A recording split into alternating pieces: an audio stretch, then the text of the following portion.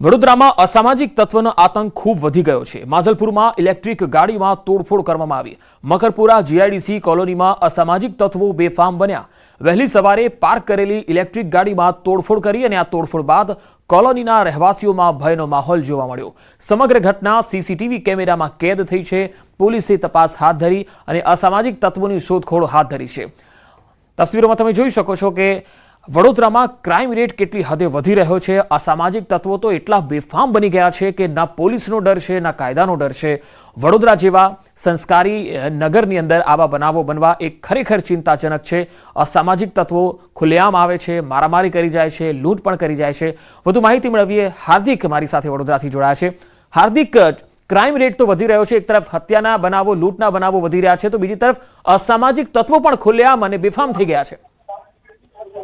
બિલકુલ થી પંકજ, જો આપણે બહુ વધારે દૂર જવાની પણ જરૂર નથી। આપણે છેલ્લા એક અઠવાડિયાની જો વડોદરા શહેરની વાત કરીએ તો આ એક અઠવાડિયા દરમિયાન હિટનરનની ઘટના બની ગઈ, ચોરીની ઘટના બની ગઈ, લૂંટની ઘટના બની ગઈ, મારામારીની ઘટના પણ બની ગઈ અને હત્યાનો બનાવ જે છે તે પણ બની ચૂક્યો છે। ત્યારે આ બીજી એક મહત્વપૂર્ણ વાત છે કે માજલપુર વિસ્તાર મકરપુરા જીઆઈડીસી કોલોની પાસે અસામાજિક તત્વો છે તેઓ બેફામ બન્યા હતા।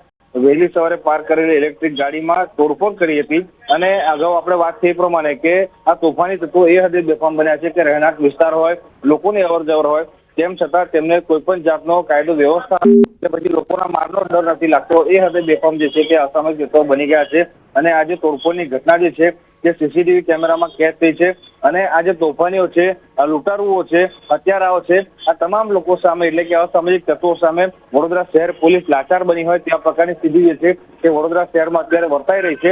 એટલે વડોદરા શહેરના નાગરિકો સુરક્ષિત છે કે કેમ તે સૌથી મોટો સવાલ જે છે તે અહીંયા ઉઠવા પામી રહ્યો છે। પંકજ જી હાર્દિક, આભાર માહિતી આપવા માટે। હવે વડોદરાની જ વધુ એક ઘટના આપને બતાવી, જે મકરપુરામાં હત્યાનો જે મામલો હતો। આ મામલામાં આરોપીઓને સાથે રાખીને પોલીસે ઘટનાનું રિકન્સ્ટ્રક્શન કર્યું છે। મૃતકના સ્વજનોએ પોલીસની કામગીરીને આવકારી છે। નજીવી બાબતે બોલાચાલી થતા હત્યા કરાઈ હતી। પકડાયેલા આરોપીઓ હાલ પોલીસ રિમાન્ડ પર છે। પોલીસ આરોપીઓને લઈ અને ઘટના સ્થળે પહોંચી હતી। ઘટનાનું રિકન્સ્ટ્રક્શન કરવામાં આવ્યું હતું। મકરપુરામાં આ હત્યાનો બનાવ બન્યો હતો ત્યારે પોલીસે આરોપીઓને ઘટના સ્થળે લઈ જઈ અને આખી ઘટનાનું રિકન્સ્ટ્રક્શન કર્યું। મૃતકના સ્વજનોએ પોલીસની આ કામગીરીને આવકારી હતી। નજીવી બાબતે બોલાચાલી થતા હત્યા કરવામાં આવી હતી। માત્ર વડોદરા જ કેમ, અમદાવાદમાં પણ હત્યાના બનાવો ખૂબ વધી રહ્યા છે। મણિનગરમાં ફૂટબોલ ગ્રાઉન્ડમાં જાહેરમાં યુવકની હત્યા કરનાર આરોપીઓને ઝડપી લેવામાં આવ્યા છે। પોલીસે હત્યા કરનાર 4 આરોપીઓની ધરપકડ કરી લીધી છે। પૂછપરછ કરતા સામે આવ્યું છે કે મૃતક ચિરાગ તેની માનીતી બહેનને મુખ્ય આરોપી સાથે સંબંધ ન રાખવા માટે અવારનવાર ટકોર કરતો હતો। મૃતકની માનીતી બહેન અને મુખ્ય આરોપી મંથન વચ્ચે મિત્રતા હતી। જો કે ચિરાગે તેની માનીતી બહેનને મંથન સાથે સંબંધ ન રાખવા કહ્યું, જેને લઈને અગાઉ આરોપી અને મૃતક વચ્ચે બોલાચાલી થઈ હતી। ત્યારબાદ આરોપીએ મૃતકને સમાધાન માટે બોલાવ્યો અને તેના 3 મિત્રો સાથે મળી ચિરાગની હત્યા કરી નાખી। પોલીસે મુખ્ય આરોપી મંથન, જયદીપ, હર્ષિલ અને વિજય નામના 4 આરોપીઓને ઝડપી લીધા। ચિરાગ રાઠોડ જેમનું મૃત્યુ થયું છે એ એનો એક ફ્રેન્ડ છે નયન।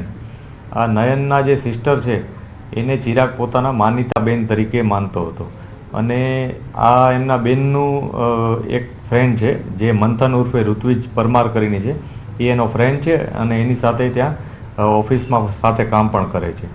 એટલે આ લોકોની વચ્ચે જે ફ્રેન્ડશિપ હતી એ બાબતને લઈ અને ચિરાગ થોડોક નારાજ હતો અને એણે વારંવાર આ બાબતે બંનેને જાણ કરી હતી અને જ્યારે આ ઘટના બની ત્યારે પણ મંથન અહીંયા એમને સમાધાન કરવાના બહાને ચિરાગને બોલાવ્યો હતો। અમદાવાદમાં બીઆરટીએસ કોરિડોરમાં અકસ્માત થયો। આસ્ટોડિયા બીઆરટીએસ કોરિડોરમાં અકસ્માત થયો, જેમાં રેલિંગ સાથે એક્ટિવા અથડાતા યુવકનું મૃત્યુ થઈ ગયું। અકસ્માતમાં એક બાળકીને ઈજા પહોંચી છે। ટ્રાફિક પોલીસે સમગ્ર મામલે વધુ તપાસ હાથ ધરી છે। તો અમદાવાદમાં બીઆરટીએસ કોરિડોરમાં અકસ્માતનો બનાવ બન્યો છે। આસ્ટોડિયા બીઆરટીએસ કોરિડોરમાં બનાવ છે, જ્યાં રેલિંગ સાથે એક એક્ટિવા અથડાયું, જેમાં યુવકનું મૃત્યુ થયું છે, જ્યારે એક બાળકીને ઈજા પહોંચી છે। ટ્રાફિક પોલીસે આ મામલે વધુ તપાસ હાથ ધરી છે।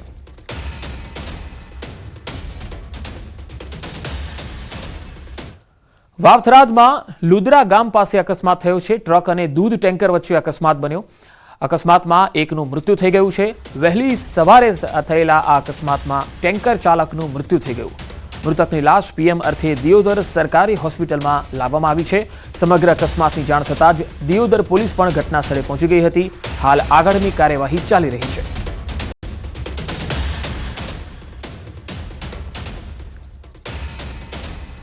વાવ થરાદમાં જલારામ ગૌશાળા પાસે અકસ્માત થયો. જ્યાં ભાભર હાઈવે પર જલારામ ગૌશાળા પાસે અકસ્માત થયો. ટ્રેક્ટર અને સ્કોર્પિયો વચ્ચે અકસ્માત થતા 3 લોકો ઘાયલ થયા. ઘાયલ 3 લોકોને સારવાર માટે હોસ્પિટલમાં ખસેડવામાં આવ્યા. વાવ થરાદ જિલ્લામાં 12 કલાકમાં 2 અકસ્માત થયા છે.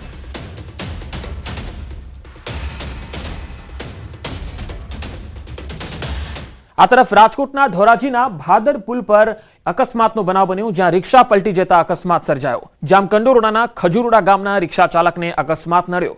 ધોરાજી ભાદર પુલ પર છકડો રિક્ષા પલટી મારી જતા ચાલક ઈજાગ્રસ્ત થયો. રિક્ષા ચાલક વિશાલભાઈ પરમારને ઈજાગ્રસ્ત હાલતમાં સારવાર માટે ખસેડાયા. માથાના ભાગે ગંભીર ઈજાઓ પહોંચતા વધુ સારવાર માટે જૂનાગઢ ખસેડવામાં આવ્યા હતા.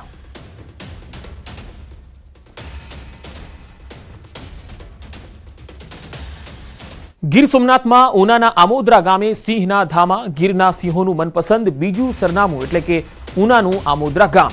આમોદરા ગામની સીમમાં ડાલામથ્થા સિંહની ડણકથી ગુંજી ઉઠ્યું હતું. વહેલી સવારે ડાલામથ્થો સિંહ જાણે પોતાનું સામ્રાજ્ય સ્થાપિત કરવા ત્રાડ નાખતો હોય એવા દ્રશ્યો સોશિયલ મીડિયામાં વાયરલ થઈ રહ્યા છે. આ દ્રશ્યો વાયરલ થતા સિંહ પ્રેમીઓમાં આનંદ છવાયો. ડાલામથ્થા સિંહની ડણક જોવા સિંહ પ્રેમીઓ આમોદરા ગામની સીમમાં પહોંચી ગયા હતા.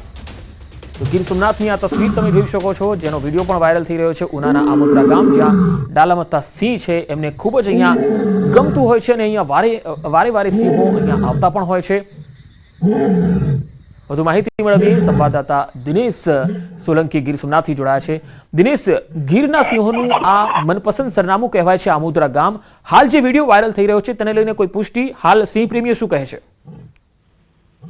જી બિલકુલ પંકજ, ખાસ કરીને ગીરના સિંહો કે જે આમ તો ગીર જંગલની અંદર વસવાટ કરતા હોય છે, પરંતુ આ ઉના તાલુકાનું આમોદરા ગામ છે કે ત્યાં આગળ અવારનવાર સિંહોના તામા રહેતા હોય છે. જોકે કહી શકાય કે કોઈ દિવસ એવો ખાલી નહીં જતો હોય કે આ ગામની અંદર સિંહોના આટાફેરા ન રહેતા હોય. તે જ પ્રમાણે આ જે વધુ એક વિડીયો છે તે વાયરલ થયો છે અને આ વિડીયોની અંદર સિંહ છે પોતાનું આધિપત્ય એટલે કે પોતાનું સામ્રાજ્ય સ્થાપિત કરતો હોય તે પ્રકારની ડણક છે તે જોવા મળી રહી છે અને તેમને લઈને સિંહ પ્રેમીઓ છે તેમાં ખુશીનો માહોલ જોવા મળી રહ્યો છે. ખાસ કરીને જ્યારે સિંહોની ડણક થતી હોય છે ત્યારે અંદાજિત 3 થી 4 કિલોમીટર સુધી આ ડણક છે તે સંભળાતી હોય છે અને તે સંભળાવાને કારણે સિંહ પ્રેમીઓ છે તેઓ ત્યાં સિંહ જોવા માટે એકત્રિત થયા હતા અને સિંહ પ્રેમીઓ છે તે આ ડણક જોઈ અને ખુશખુશાલ જોવા મળી રહ્યા છે. જી પંકજ. જી દિનેશ, આભાર માહિતી આપવા માટે.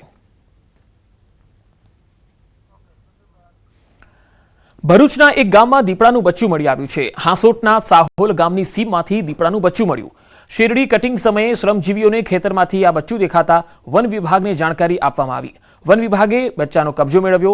જો કે દીપડાનું બચ્ચું મળતા આસપાસના વિસ્તારોમાં દીપડાની હાજરી હોવાની ચર્ચાથી લોકોમાં ફફડાટ ફેલાયો છે. ખેતરમાં દીપડાના બચ્ચા સાથે પાંજરું ગોઠવવામાં આવ્યું છે.